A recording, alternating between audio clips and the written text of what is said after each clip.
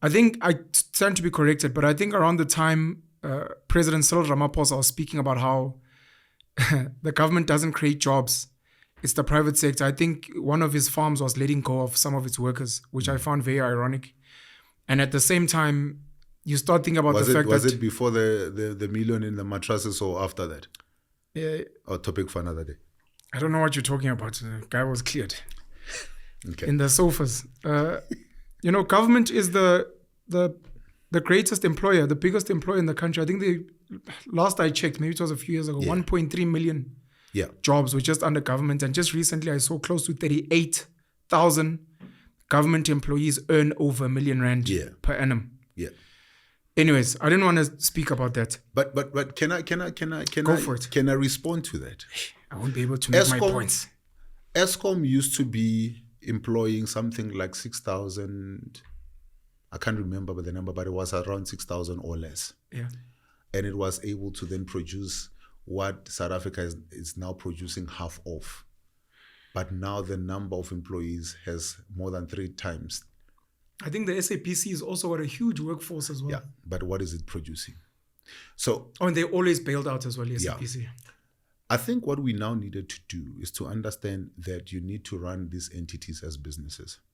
As much as you might not be making profit out of them, but you need to run them as entities. Let's face it, that's how they used to be run even during apartheid days. And are you saying bring back apartheid? No. I'll never say that. I know. Never say that. Just clearing There's one thing I appreciated about Nelson Mandela, is that when he came in, he understood that there was value in learning from what was. Sure. And coming up with it and saying, let's then build on this.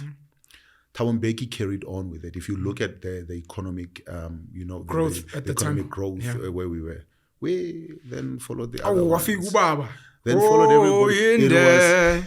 It was like, no, let's destroy everything.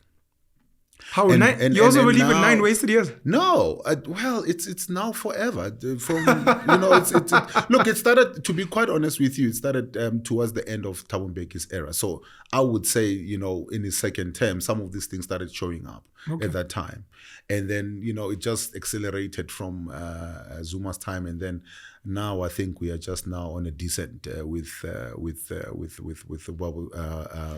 Ramaphosa. But so there was no new dawn. It was the dusk. It was and the night time. It was just glycerine, over, umntwana mbashile bangamlashana. We needed to make sure ukuthi siwasha lo mntwana lona and get lo mntwana lo the kind of medication that this child needs. Sure. And then we could then talk about, how do we make this child shine? So Cyril took a dirty, sick child and just glycerine. Yeah. And now you can see, the child is not getting better. And this is why people who say that, the ANC will self-correct, I said they will not. Because everybody who comes after that is just going to continue with what is, right? And Kgalema Motlanthe has said it. These guys only issue out work or contracts or tenders because a comrade has to benefit, not because there's work and something good that needs to be done. Sure. What we need to then go back to is to then say where did we want to go? What did we have in place? How do we then get back there? And you start from there to then say, at some point, we had one of the most resilient economies. Even when the world was crashing, South Africa was standing. We didn't have, the crashes that the kinds of the US experienced. Yes, there might have been some knocks that we would have felt from time to time, but we never really, crashed with the rest of the world. We had an education system. Yes, you look at what the apartheid government did was that it would limit what you and me could do. But it made sure that you and me could read for meaning. It made sure that there was an option, if I couldn't read and write for meaning, that there was also a technical school somewhere that you could be taken to. There were inspectors that were able to then pick these things up way in advance. I remember, I was one of those learners in school, that used to come, need and do recitations and all of that. And then because you had inspectors that were coming in, we let go of that. Fast forward, we're sitting now with an issue. And sorry, I'm just going here and there, but I want to give you a number. No, please get it all out. We're here for you. I want to give you a number of examples. So, Terra Lokota was a minister of defense. Oh, Musiwa. Yes. Yes. Decided, I don't know what informed that, but they decided then to remove the South African Defense Force from our borders. And then there were all these small private companies that were, You're saying it was under Terra Lekota's leadership? It was. That SANDF was removed from the borders? It was. He went on to found COPE, which is kind of... Yeah, but it was then while he was still a minister under the at the ANC. time. Yeah. Okay. I don't know what informed that. Because right now, you're talking about porous borders. You're having people in South Africa that are now scratching on just a sore, but they don't look at the cause. Okay. You are now fighting people who are already here. What you should be saying is, what did the South African government do to protect these borders and to control who is coming in? Try going now to Botswana. You get to the border there. What are you doing here? How long are you going to be here? Why are you going to be staying? Is the telephone number of where you're going?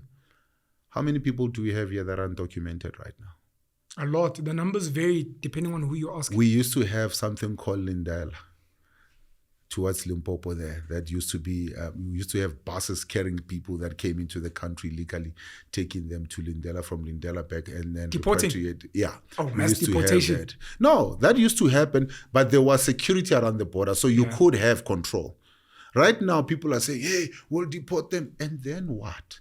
Because I promise you're going to get people. Tomorrow, they're going to be coming back. So that's why I'm saying, when people come and talk, and they come and make all this, call it nice sound bites. Nobody. Why are you not calling them out? I know the two men you're talking about, but nobody is really questioning. I can't say them. Nah, well, it's fine. You know who they are. Your viewers know who they are. Action SA and the PA, Mabahambe, Gaten and Herman Mashaba. But the question is, have you heard them talking about then what happens? The solution after you've Yes. deported? Sure. Because I am saying, the solution doesn't start with you fighting people. Someone said they'll get Zimbabwe to build borders like Trump. Yeah, maybe that came from Herman Mashaba, possibly. But we are saying you need to then look at your border infrastructure first of all.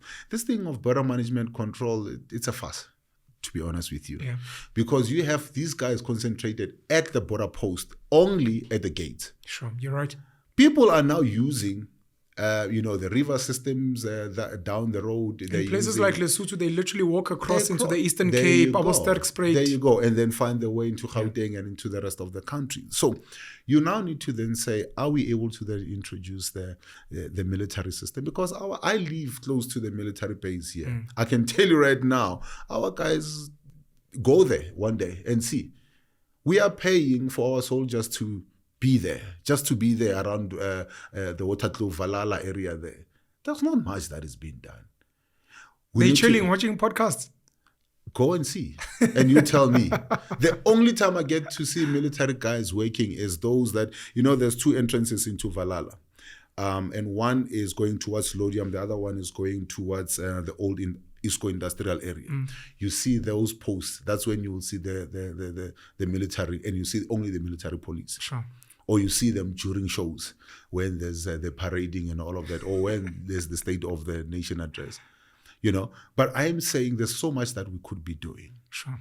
We could actually then even be getting more of our young people doing our gap years into the military. Get them to helping with patrol, get them into skills so that they're able to then also start helping with some of the artisan work that is needed in government. That used to happen. Yeah. That is gone. So the point I'm making is that, you have people that are making noise about a whole lot of things, but they are just talking to, they're making sound bites. They're not talking to the real issue or providing a tangible solution that will actually have a long-term impact. Mabahambe, yes, it's now a slogan. Mabahambe! And then what? I remember Gaten jumping up and down on stage. And then what? Because I promise you're going to have people that literally want you to catch them. Because now they have to take something home. Sure. Free ride. It's free ride. They and go they'll home come back. And then the next day they're back in the bus or they're back somewhere and then they're jumping.